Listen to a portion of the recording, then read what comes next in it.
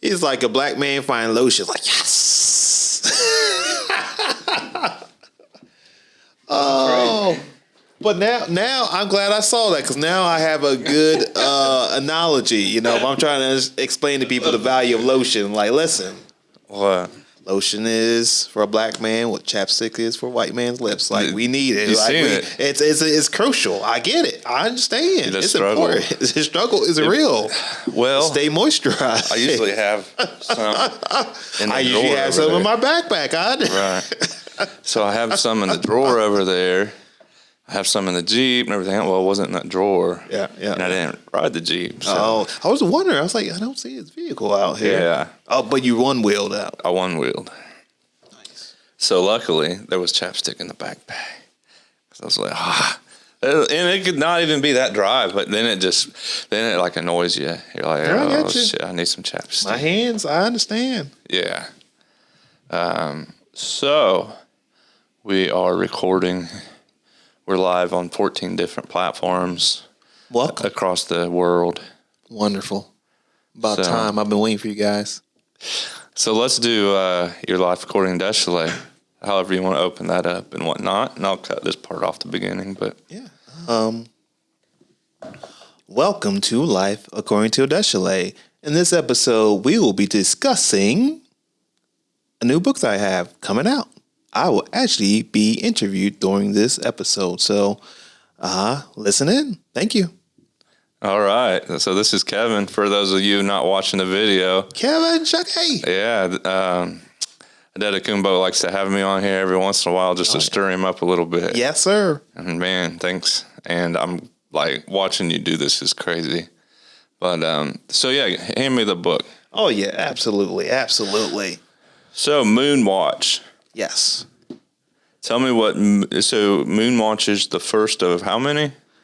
Well, so far we have a second book out, working on a third book, also have a short book that's written. So first of 3 major books with a minor book coming out. But so far we have mapped out for a series that can have essentially 9 books. Okay. Yeah. Which is pretty exciting. So Moonwatch, so there are 2 things. The very first book is named Moonwatch, but that is also the name of the series. It's the Moonwatch universe, we want to call it. The idea regarding Moonwatch is that we are entering into an urban fantasy kind of paranormal world. So think vampires, think mythological creatures, all in your regular, everyday, middle-sized city. That's what we're thinking. So if you're a person who likes, I don't know, like Blade or Buffy or any of those things like that, or Supernatural, the TV series, or I'm just thinking about the ones I grew up with, so Charmed, just a number of those kind of shows where humanity encounters the supernatural or the paranormal. Mm-hmm. That's what we got in the book series. Got 3 different factions, which is pretty exciting for me, and they all impact each other. So Moonwatch, the first book, you are introduced to a person from a group called Sakravitas, which has its own meaning, and we'll get into that in the continuation of that faction's book. But he is kind of like a vampire, but he's not. He's something a little bit different than a vampire, and he mentions it in the book. It'll be continued more in that faction's follow-up story. But think vampire, but a little different, a little cooler in their own little way. So he's off. He's been around many lifetimes, is what he mentions, and he's kind of watching the moon set and pondering his life. Yep. Wow. To give people a forewarning, these books, I can't help it. They seem to have mature themes.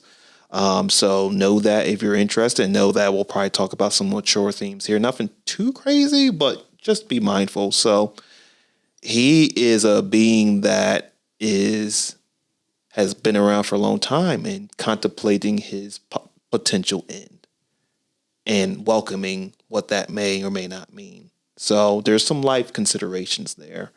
But, stuff happens in the book and things happen. And that's all I can say about that one. Yeah, don't give it away. I don't want to give. I don't give it away. I don't want to give it away. They gotta go buy it. Gotta go get it. Gotta go get it. Where can they find it? You can find it on Amazon. If you go and search Moonwatch, or more so, because I didn't realize this, there's a really expensive watch called Moonwatch, which comes up number one search. This watch, guys, is like $5,000. So is that Rolex or? I don't even know what brand. I didn't think to look at that. Yeah, that's the status piece. That's way too much. Yeah, $5,000, like $5,000 for a watch on Amazon. Well, yeah, that too. Like Rolexes, I think, are more, and it's just status. That's just status. Yeah, it is status. Now, would he wear a Moonwatch watch? I think he might. If it had superpowers, someone probably would force it on him. He's a very low key dressed kind of guy. But yeah, if you search Moonwatch and my name, Adeshile, that's Adeshile. I'll say that again and slowly. But of course, you can look on the podcast itself and we'll have my name on there.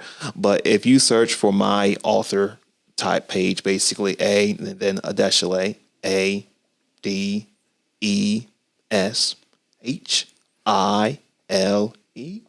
you'll find it. If you can imagine, I learned how to read and write very quickly as a child. The alphabet came to me very, very, very quickly, guys. Very, very quickly. Nice. But so Moonwatch, yeah, we were introduced to this vampire-like guy, and it's pretty cool. So there are 2 other factions, and there will be 2 other books. All these factions interact with each other. So we also have the Crimson Templars. They hunt supernatural creatures, very good at hunting vampires and other things like them.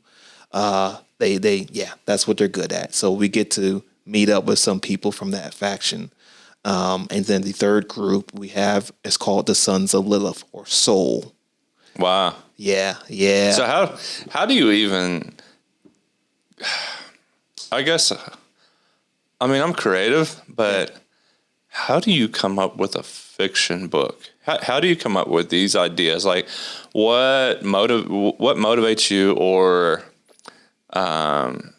empowers you to create this story? Is there any life events that fiction books are ever related back to? Or that's a really good question. So I want to start big picture first. Actually, no, I'll go very small picture, then big picture. And I'll come back to the small picture again.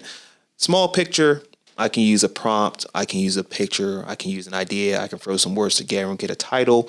I can go to an idea generator. Like, hey, what happens when this and this meets? I don't know. And then I can write that, right? Anyone can do that. You find something, they have prompts, writing prompts. You can take your writing prompt and go to town with that.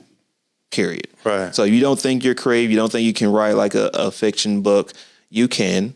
It's just about finding your way about it. If you find a prompt that interests you or a topic that makes you laugh, you can think about that. And then you can say, all right, well, where do we start? Well, this I learned from other writers, Dean Wesley Smith, I think I learned this from.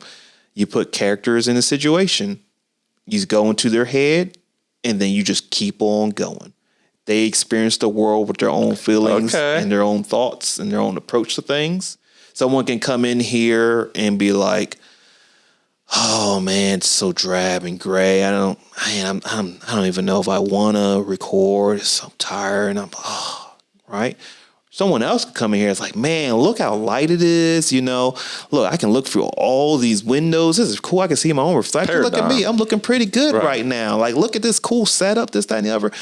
Very different. Like, I felt the energy shift there too. I didn't like that negative one, but there's an energy shift there, right? And you're right. It's a paradigm. Every person has their own paradigm. So you may not even know what the character's paradigm is at that point, but you can just start throwing. You can say what you want it to be and adjust it. Mm-hmm. Now, there are some people who are very much like, I must outline everything first, and they might have a different approach to that. They might really need to take some time and think that character all the way out. But if you have no idea and you just want to write, you can just throw pieces together.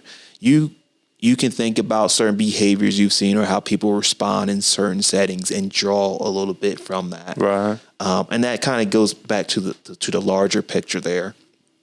And I think we were kind of talking about this with the Life According to Adeshile podcast. For those of you who don't know, we were having discussion about whether I should branch off and do one separate from writing versus and do a separate Life According to Adeshile. Like, no, man, it's all you. You know, the people are here for you. You know, everything else that you produce is just a part of that. And I think when people write, tell stories, whatever stories, we bring who we are to that and what we've experienced and what we've seen, what we've questioned, what we've worried. We bring some element to that, something, even just a morsel. Like the characters in the book may not be you, but there might be a morsel of a conversation you had with someone, or a morsel of something you've seen on TV, or something that you're curious about, something that you didn't like, or maybe something you didn't like, but you wanted to try to turn the idea on its head.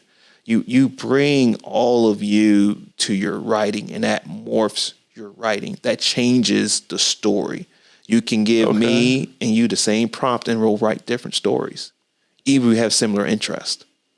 So that's the big picture. So I've noticed in my themes, or in how I write, my characters do a lot of consideration about the worlds they live in. My background, I spent a lot of time in what they called a community service / a service learning model, right? This is big academic talk, I guess. But essentially, you go out into the world, you volunteer somewhere, you learn about the place first, you volunteer, and then you reflect on that. Mm-hmm. It's always an idea of reflection. Well, guess what? My characters have a lot of reflection, and they reflect a lot about their lives. That's just something that, because it's a part of me, it just snakes its way into the characters. The third book that I'm working on, I thought initially the character is just going to be completely just rambunctious and ridiculous and over the top, just all fun and games, done. And then I started writing. It was like, oh, you're a real person with real problems. Like, wow. Oh, you can still be fun, right, and your people love you, but you have thoughts, you have right, concerns, you have worries, you have things. But that's because I'm the type of person that I reflect about these things. Given that, Shook and you and I, we've both worked in the EMS field and the firefighting field. Like, you see stuff, and I've not seen as crazy things as you, but you may see things that make you think about life and its meaning and its purpose. Right. You may, or people's actions, like, this person did this person did that. What result does that mean? Or you can see the results, like, hey, your doctor told you to, use your medication, or your therapy, and you didn't. Here's the outcome. And now we're here, and this is a process. Now we're dealing with this, right? We see that.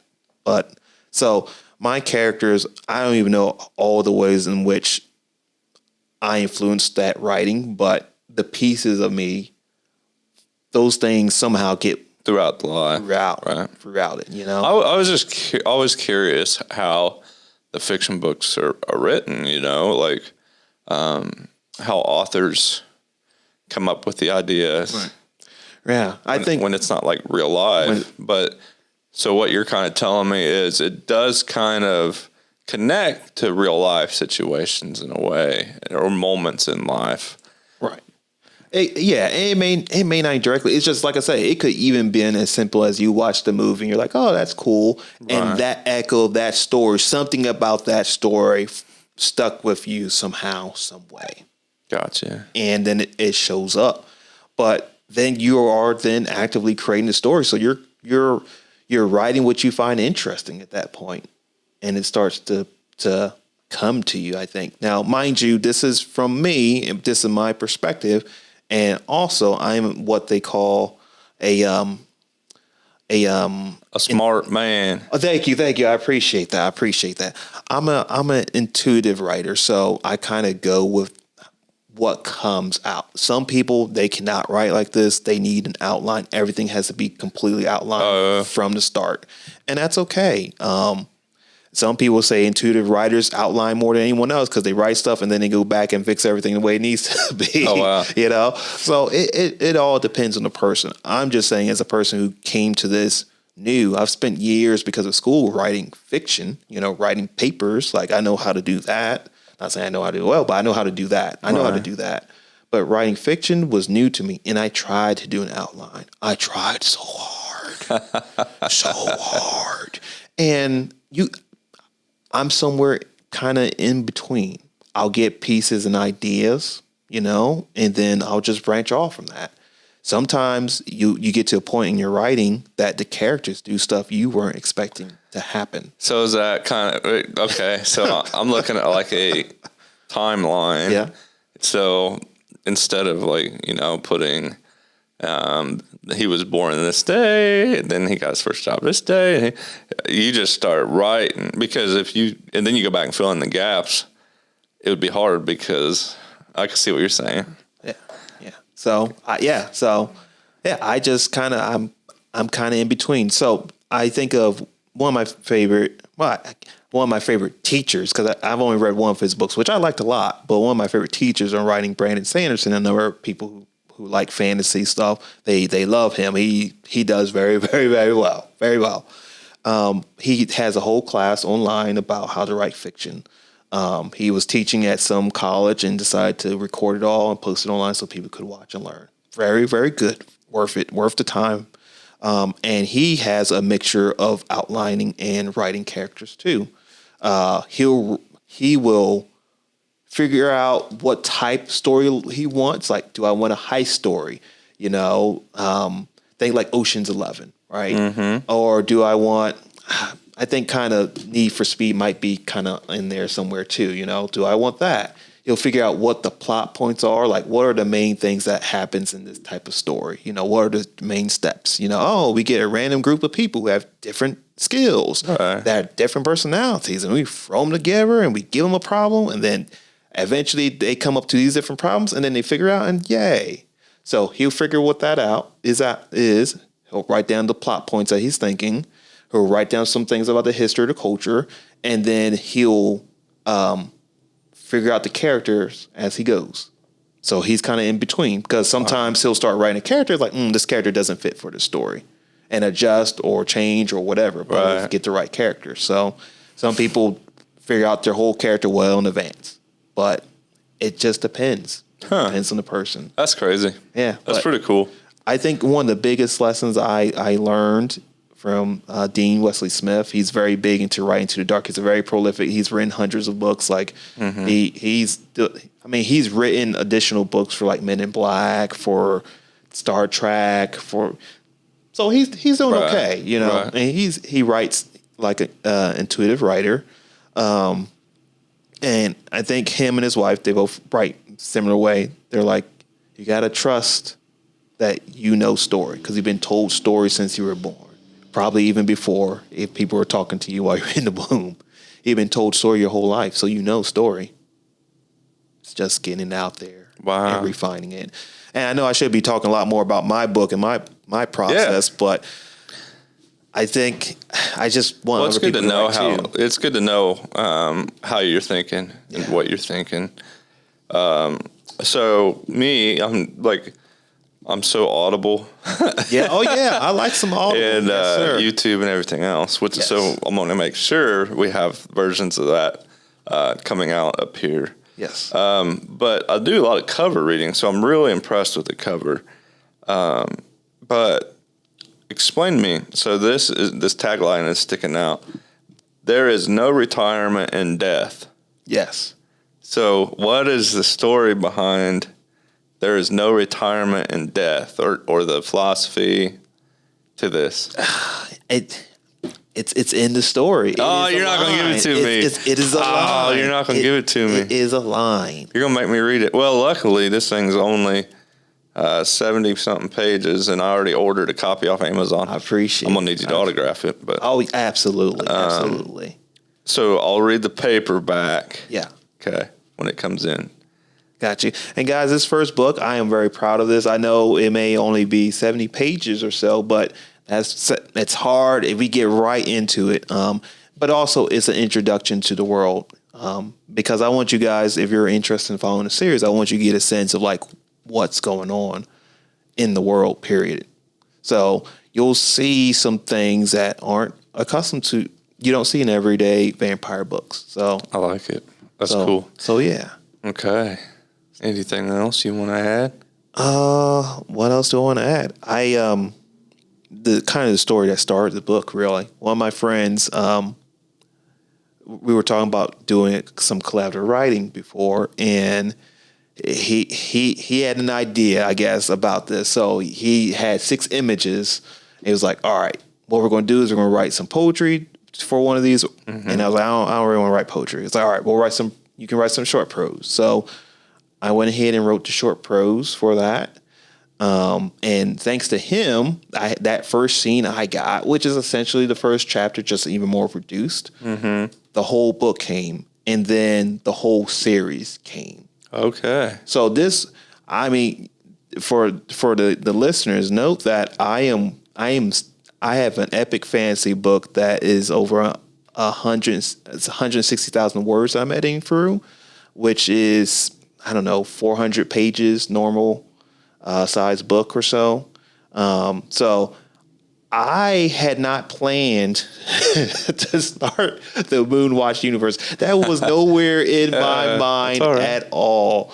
That was not in my mind. Like I said, luckily my friend had suggested, like, go ahead and give this a try. And because of how I think and function, it was like, wow, we actually have a universe of people to deal with now. Like, this is great. Now, part of it, too, was that I was working also on a romance story because I want to know how to make sure I could properly include a romantic situation in my fantasy books. Right? Like how you said properly. Yeah, yep. Got to do it well, right? I don't know anything about properly. Oh, goodness. But, if I'm going to write another, let's say 70,000 words, 120,000 words, that's a lot of time. And if my readers are going to be along for that ride, I want to do that really well. So I was like, let's go ahead and write a romance book. And then I was like, wow, because how my brain thinks, it's like I have the next 2. I know the next book that should go with this. Like, it'd be interesting if we wrote a parallel to this. Let me backtrack. I really think I like the idea of duality or things happening behind the scenes of everyday life. Mm-hmm. And part of that may be because of my experiences being a firefighter, being a police officer. It's like, for a long time, I was just the citizen that went to their regular job. And then I got exposed to the other part of life, right? And then the various people. Serving the citizens. Serving the citizens, right? And in a very direct, hands-on way. And it's kind of a different world in some regards. There are different things that's happening. You don't realize how much is happening perhaps in your community. Right. And so I think that plays into my writing. It's like there's always lots of stuff going on. You might be just a regular everyday citizen, but you don't know how many people are working around the clock to keep you safe, keep you healthy, keep you happy. All you may have no idea. What keeps the electric on? What keeps the electric on? What goes behind all? Yeah, what is going on? And then even as you think about what's going on, who do all these people know? What are their lives? Right. Because we have networks of people. You ever drive through a town you've never been through at nighttime, and there's like all the lights are on in all these houses and stuff. And as you're driving through town and you see these houses, and do you ever wonder, like, what are their stories? Who are they are? Who they are? What are they? What are their stories? Absolutely. What is their house like? Yeah. What candle warmer do they have? Yeah. You ever wonder that? Yeah. Like I generally. I mean, you can't be this way, but I genuinely want to like be friends with the world. Like I want to be friends with people. I'm like, man, who lives here? Yeah. Right. Like, who are you? Like, I'm sure you have a cool story. Hopefully you're nice. Right, because think about each of us. Think about all the people that we know, all the experiences we've been. Think about our hobbies, our careers. Think about all of that. So go back to you're driving through the town. You don't know. You've never been through this town. The lights are on at night. And you you just look at these houses and families, there's toys in the yard, whatever. And you just wonder what their lives are like, what their stories are, what they do for a career, what their hobbies are. Yeah, absolutely. And I don't know, man. Sometimes it'll put me in like a little weird, not really a weird state of mind, but just like a real fascinated. Yeah. Yeah. Because we're sharing the world with these people. Yeah. And I think they're your neighbors. Yeah. I think if I wish people had more of that awareness. I mean, one of the truest benefits if we could utilize it well to social media is the point that like we can be a large community. I can get to know. I'm not going to agree with what everybody says, but we can get along. Well, like we can know each other. You have to be able to agree to disagree, and you have to be able to agree to have different opinions. Yeah, and that can be hard. You have to love. You have to use your heart. Right. I agree. You have to use your heart. One of the experiences I remember. So, guys, this kind of dates me. I'm a young guy, but I'm not that young anymore, right? I'm an elder millennial, I guess. Yeah. One of the things I remember is getting AOL online. We finally got internet. Mail. Yeah, you got mail. I'm not a internet native like the next generation here. So, that makes me feel so old. But they've grown up with the internet, so it's a little different. I'm more. You're never on Facebook or. Well, I got off. But here. Hold on. I don't have a published book. So what I'm saying is you're focusing on the right things, I appreciate that. I just don't focus on that stuff just because I gotta get stuff done. Right. But one of the things I enjoyed the most was when I made a connection with like another artist as a kid. Oh, yeah. That was like in another state. I think that might have been like New Jersey or something like that. I was like, this is so cool. I can meet other people from around the world. Right. What is this? Right. Oh, yeah. When you're typing, you're like, where are you from? Yeah. What are you eating age, for sex, dinner? location. ASL, ASL. Chat rooms, for folks who don't know, they were chat rooms. That's what you would always ask. No one had pictures of. We didn't have Facebook at that point in time or MySpace, and we didn't have that. So you ain't know what anybody looked like. Yeah, I had to dial up. Had to do the AOL. Oh, gosh. And make sure your mom didn't need to get on the phone. Oh, yeah, or whoever. Because, they got on the phone and they're like, burr, burr, burr, burr, and they're like, I can't call anybody. Yeah. I'm like, oh, yeah. That brings back memories, man. Yeah. I would sit down at my grandma's. She lived in a little trailer down here south of Richmond. Oh, yeah. And she had a computer back there, and she had one computer, big computer. It was outdated. It was a Mac, though. It was one of the old Macs. But, connecting to that dial-up. We're out here in Hillbillyville. And everyone's outside around a bonfire or something, and I'm in there dialing up and just to talk to random people across the world, and it's like that's really cool. And I'm like, my family's at a bonfire outside. Nice. I'm like, a bonfire? I know. How are you doing that? Right. What is that? We don't have those in Philly. We don't have those. I probably would be like, what is a bonfire? Is that a trash can? A dumpster? Dumpster fire? Right. Is that what you're talking about? But it was really cool to connect, and that's why I'm so intrigued in social media.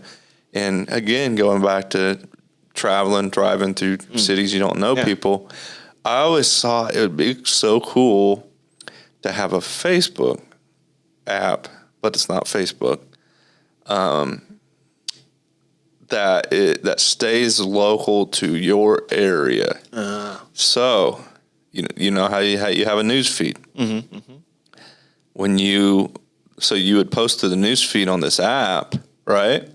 And if anybody else is on that app within 50-mile radius, it shows up in their feed. You don't have to be friends or anything. It just shows up in their feed. Nice.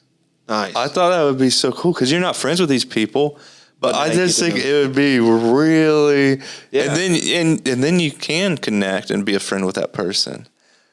But does that? Yeah. No, is that crazy? Wouldn't that be cool? I mean, that's just. I like it. I mean, it's like all of a sudden you just instantly made all of these connections around you. They show up in your feed. Some stuff you're not going to want to care what they're eating until you get down to like when I'm in Tennessee next week.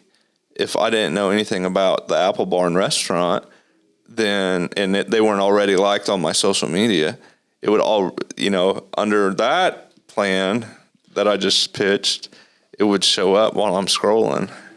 And if I'm in a 50-mile radius, it would just pop up. Then, of course, you have the option to follow them. But then as soon as you get out of that 50-mile radius, it doesn't show up unless you followed them. Nice. I don't know. I've had that idea for a long time. I like it. I mean, to me, it's about bringing local community together. But I don't know how to build like a Twitter or X. I'm sure we can figure out with ChatGPT. Yeah, good idea. Let's open it. Right? What is it? We'll have it done before we get off there. Right? What's the JavaScript prompt for? Blah, blah, blah, blah, blah. I just thought it'd be so cool, man, because you get in fascinating areas when you travel, and it would be like, think about like LaGuardia Airport. Jeff and I went to LaGuardia Airport on our way to Connecticut. And you see all these people from all walks of life traveling, right? How cool would it be to open your phone and get on the app and their news feed, their stuff they post, like, I'm at the airport, traveling here and stuff. Because now you could be like, and you might see that person, you'd be like, hey, I saw you on such and such. How you doing? And connect with them. Like, that's cool. I'm going there too. And what you just made a connection, like, really easy. And that would be so. I mean, I don't know. I feel as connected as we are. Maybe this is because I ain't on social media as much as I could be, but I don't feel as though we are making the connections we could. As connected as we are, I don't feel as though knowing someone or being linked to someone isn't the same as, hey. Right. Let's go do this stuff. Hey, you. Let's try this out. So that would help because now I got something like, oh, that's that guy. Oh, he's headed to, hey, we're going to the same place. How are you doing? Now I just help because, it's really hard just to put yourself out there. And it's also super annoying sometimes when people put themselves out there. Yep. So you got that balance to play, You're right. If you're an introvert like I am, you might be a little like, You're right. I don't know. Yeah. But so you pull that app up and someone is at that airport and they're traveling and then under their name it says published author. Well, guess what you are? I'm going to go, You're a published author. So you're like, hey, I seen on the app you write books. Look, check this out. Yeah. Tell me what you think. Here's a free download. Tell me what you think. Done. You know what I mean? So I don't know. Connectivity. I like connectivity. Well, I think that's a big part of my think kind of going back in my series here. Like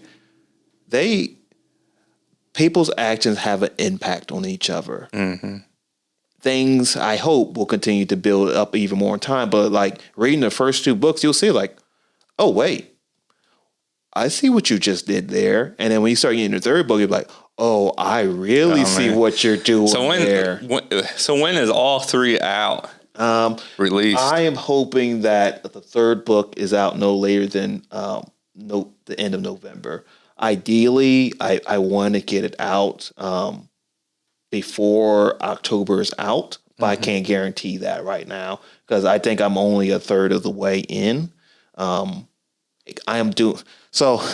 With my writing, I always push my skill sets and my abilities. So I am doing some things in writing this, trying to describe certain scenarios and events that I've not tried before. So here's, I can share this. I don't feel like it's a big giveaway for this book, but the people in this group, outside of their special jobs that they actually have, they also have a band. Okay. They have a band. I've had to write song lyrics and describe a scene in the book. I feel like we should make you sing it. Oh, please don't. Please don't do that. But for those of you who get the third book, if you can sing or do some musical stuff, please let me know. I would love to hear a version of it. I'm actually going to have in the appendix the actual lyrics for the song. Okay. So I've thought about trying to figure out how to go about getting actual musical notation. So not only did you write books, you wrote a song. Yeah. The whole song. Yeah. Huh. Yeah. All right. I can't wait to get through all of these. I appreciate it, man. I really appreciate it. So yeah, it's good fun. So third book out no later than in November.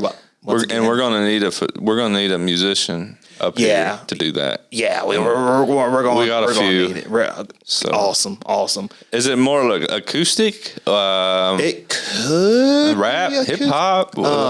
It is symphonic metal. Okay.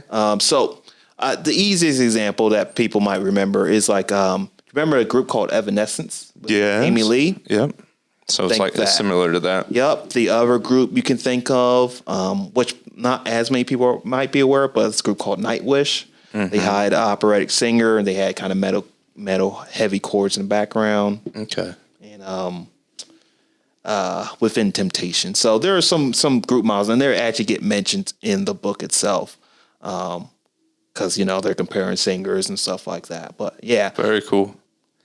Well, is there anything else you want to talk about?